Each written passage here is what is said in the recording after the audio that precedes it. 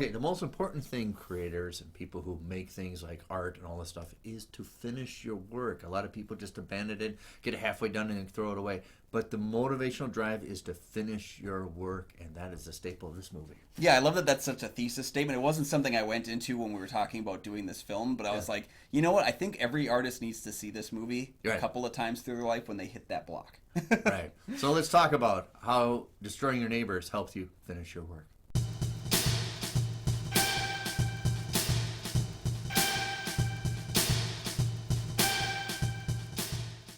Hey everybody, welcome back to the show. I'm one of your hosts, Kyle Goethe from GoatFilmReviews.com. I'm Nick from the St. Paul Filmcast. Thanks for finding us. Thanks for watching. And sincerely, thank you for our loyal listeners for continuing to support the show.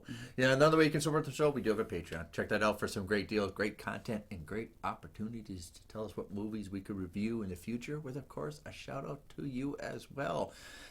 Today, we're going to talk about a new movie that got released on Shudder. Even though our kind of our review is a little bit late, but just got reviewed right now. So what's going on with this new movie we're talking about?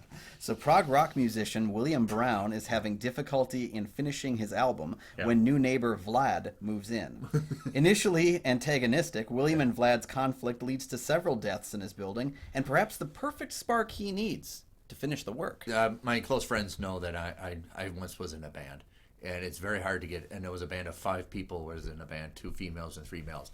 It's very hard for all 5 of us to get along just to make one song. And to get 10 songs on an album and all of us agree what should be kept in, what should be kept out. Maybe I have something in and all that. And then I don't really like what you're saying. I really like it and all that dynamics.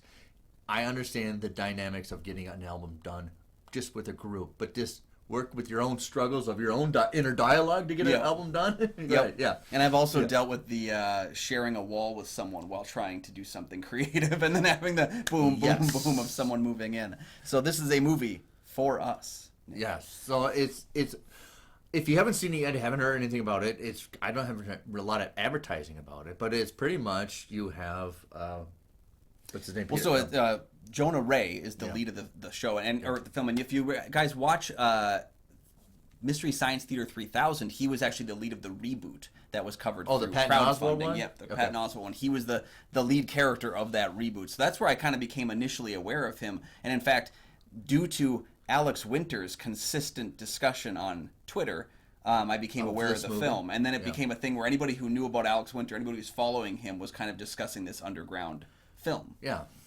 So since we named, why don't we round out the cast before we continue on? We also have Randy Heller, who you might not recognize. She plays Eleanor, who's kind of, I don't want to say she's the head of the apartment building, but she's the one who should be responsible for things that Jonah's character ends up doing. But she was in films like The Karate Kid and Monster-in-Law, so she's had a pretty lengthy career working in kind of these bit roles. Okay. We also have Pete Plozak, who plays Alec. He's the guy who had the apartment before Vlad moving out. Kind of gives him that perspective on maybe your first neighbor wasn't so bad to begin with. Right, you always think it's more rotten, but then somebody else can come in more rottener. Yep. Right. And then, of course, Jonah Ray's character's girlfriend in the film is Kieran Deal. She plays Emily. She was in another film that we actually discussed on our show called Seven Psychopaths. Kind of a bit role in that film, but she's there and she's I didn't recognize her from that unless you mentioned it up. Right. Yeah, but we also have kind of cameo small bit roles from Kumail Nanjiani and Thomas Lennon as well. Tom Lennon, right? Who, when I saw both of them pop up in the film, I got an extra little sense of glee. I can imagine, because he's in his underwear. I don't think it's very hard to all right, Tom, you have to do the scene in your underwear. Okay. He's a very peculiar guy, but he must be a horror fan because he's done some work with like the Puppet Master films. He's been in a lot of these kinds of like horror adjacent weirdo kind of movies. He's done a lot of writing. There's a great attack from in this movie of the monster attacking him. There's a great one of him. Yeah. Very. I could not stop thinking of the Henenlotterness of this movie. Yeah. So it's a mixture of comedy and horror, and I think it really kind of, if you want to do it a little more, it's a little more of the horror than the comedy. But it's enough horror to put it on Shudder. But it's one of the things tough to do because a lot of the comedy fans are looking for the comedy and the horror fans are looking for the horror. It might be something where it's a little more imbalanced for people who are looking for a horror film that see more comedy. But for me, it's kind of refreshing. We've seen a lot of deaths for the horror movies so far. Yeah, I've seen so much depressing stuff recently. Right. It's just nice to watch this. It's nice to have a fun little guy who's just trying to make an album and trying to get away from all the clutter that is bothering him in his life to just sit down in a zen, in a vacuum to finish this album. When I think a lot of people who work in creative endeavors have the similar, things. I think there was a movie last year with Michelle Williams was showing up was kind of the same premise of trying to get all the distractions out of the way so she can get back to her creative endeavors. Yeah. And there's that question of, are your creative endeavors fueled by the people around you, or are they hindered by the people around you? Because are they causing you not to work, but they're giving you life experiences? Yeah. I think it was Chuck Palahniuk who actually had said something on Twitter a couple of months ago about how, like, you should never take the opportunity to miss out on experiences with people, even though your creativity is important, that you need to have that balance. You can't be all locked in your house doing your stuff. And I think that's kind of the thing that Williams' character is going through in the film, where he wants to be alone to finish things, but he also doesn't start progressing on that until he's surrounded by like-minded people. Right, a rally of support rather than, a flustered mind. He does have very much a flustered mind, but it doesn't have necessarily a motivational drive, right? It was all, you need the right chords, you need the right things to do this, rather than just get it done, right? It reminded me of the alcoholism parallel in Trees Lounge, where it was just like, if only I could do this, then I'd finish the work. Only if people a little less dangerous, I guess, but only people will stop bothering me, I'll quit drinking. Yep. Yeah, that kind of analogy. If only people just leave me alone, I can finish this album. Yep. Right. Yeah. And so the protagonist is actually kind of not really going the way that we would recommend. But now there's choices. But then it kind of gets into this Dog Day Afternoon kind of an ending, this third act kind of a Dog Day, when the police stand off and like, could you just hold off till I get this done? There's been so many movies recently where I feel like I could telegraph what was going to happen in the last half hour within the first moments of the opening credits, and it's like it's refreshing that even though the film, I don't know if it's fully successful in that finale, but it goes to places I did not expect, that I was interested in going on the journey with them. Yeah, and I was pleasantly surprised. I enjoyed the third act and the ending and everything, but I like all of it. I think is very kind of fun to see.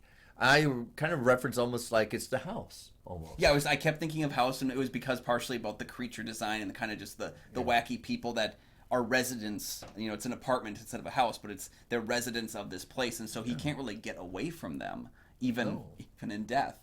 I saw that, and I kept thinking to myself, it's like if Bill and Ted was run through Alex Winter's directorial debut, Freaked, which was about a freak show where they all ran through it. If you squeezed Bill and Ted through that filter, I think you'd end up with something kind of similar to this, because it's definitely wacky, zany, but it's also like just unnerving enough that you're not sure how to feel about it.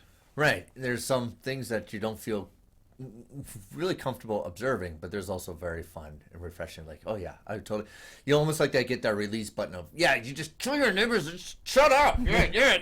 There, we're done. Right. Yeah. Yeah. I didn't watch the trailer for this one, so I can honestly say that I only went on it on word of mouth.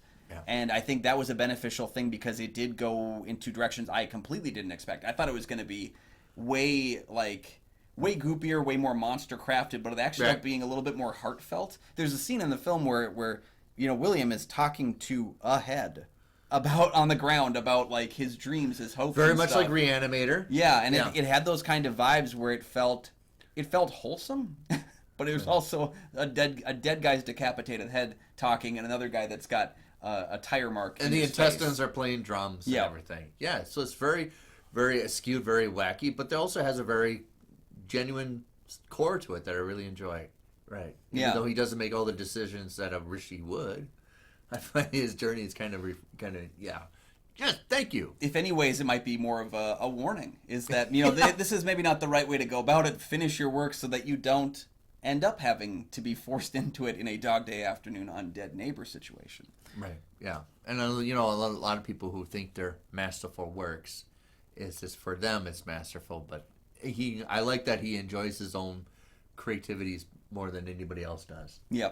But it's got some really nice moments to it about creativity in general, where they say like, not everyone's going to get it, but the right people will. I'm going to take that with me going forward, because I think that is a beautiful sentiment. Right. The worst advice I ever had was make sure everybody likes it. That was the worst advice I ever got in my life. Yep. I won't tell who said it to me, but I was like, are you kidding me? Everybody should like it? Right. Yeah. You look at one person reading page one, and you're like, God, they're not digging it. Right. Not everybody's going to like your work, and that's healthy. Yeah. There are very few things on Rotten Tomatoes with 100%, and there are very few things with 0%. It takes a lot of effort one way or the other to get that extreme everyone in unison thing. But there will always be, I think, one person who will think your film, your book, your song is the greatest in the world, and that's kind of a nice feeling. But I like this point of the whole theme of the movie, and it's not the right way to go about it, is stop talking about it and finish what you're wanting to do. Yep. Oh, side note as well. I mean, I know this isn't going to happen, but I really want to start the conversations about best makeup for next year's Oscars with, I never once thought Alex Winter was inside that costume. Not once. Vlad? Yeah. Right. As it goes on, I think, it's like, it's not the most transcendent performance, but I never once thought about the fact that there was a prosthetic over the character. And I think that's really good, especially when you go into the movie knowing that he's playing that person. Sometimes it's Jack Nicholson saying you let the costume do the acting, and he does that right. He knows just enough to get through it. Yeah. And I love the scheming of he charms everybody, but he just stays.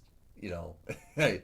Okay, before I begin, of course, I made a point on social media that the protagonist in the movie very much looks like our good friend Dennis Fogan. I couldn't get it over myself that he looks like Dennis. And I know Dennis watches it. So, yes, Dennis, you look and act very much like the protagonist in this movie. Well, hopefully he doesn't act too much like the protagonist in this movie. No. But we know, Dennis, you got some demons, man. All right. Yeah. So, hopefully you had an opportunity to see this movie. I'm giving it a strong recommendation, especially if you like this kind of wacky films. Right. And especially if you already have a Shudder account, you already know what you're getting into. Yeah, it's a nice, brisk, 85-minute movie. I think it moves pretty nicely. I think it's got a good energy to it. And again, I've had so much issues recently this year, the last couple years, with disappointing pacing and uninspired finales. And I will say that this one does not have either of those issues, which means that I have to give that a recommendation because it's a win. Very fresh, very, very new, and especially if you like music.